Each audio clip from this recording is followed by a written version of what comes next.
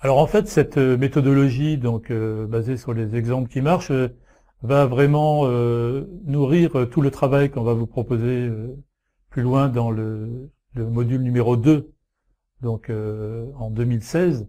Mais bon, donc à ce moment-là, on entrera vraiment dans les détails de la méthodologie, et d'ailleurs aussi dans les supports que nous vous donnons dans ce 5e chapitre. Donc figurent certains documents méthodologiques déjà que vous allez pouvoir compulser, qui vous donnent déjà pas mal de détails sur cette approche. Mais pour la résumer rapidement, on peut dire que cette méthodologie encourage la collaboration entre plusieurs parties prenantes, ainsi qu'on a vu quels étaient les enjeux importants de cette collaboration des différentes parties prenantes.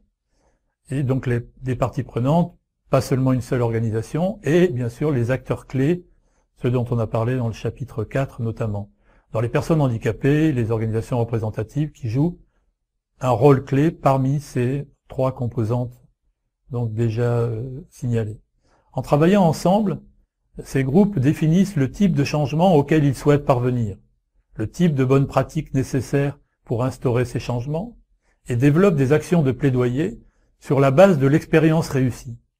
Avec cette approche, plusieurs acteurs, en particulier les personnes handicapées, valident ce qui fonctionne réellement et s'engagent conjointement à utiliser les bonnes pratiques basées sur l'expérience pour renforcer le plaidoyer et amener un changement social.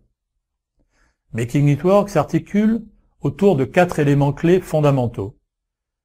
Les personnes handicapées, dont on verra le rôle important, moteur, dans cette dynamique, premièrement. Deuxièmement, l'engagement de plusieurs acteurs, comme on l'a déjà dit dans le chapitre 4.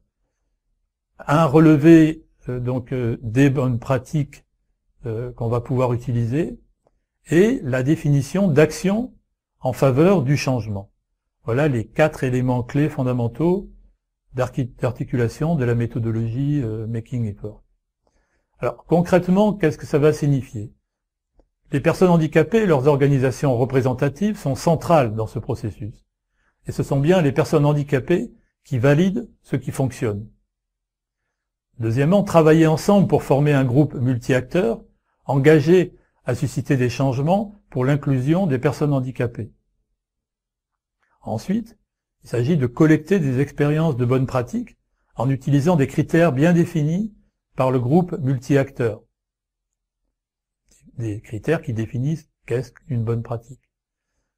Quatrièmement, il s'agit aussi d'analyser ces pratiques pour comprendre à la fin quels sont les changements les plus significatifs, l'impact qu'apportent ces activités sur la vie même des personnes handicapées.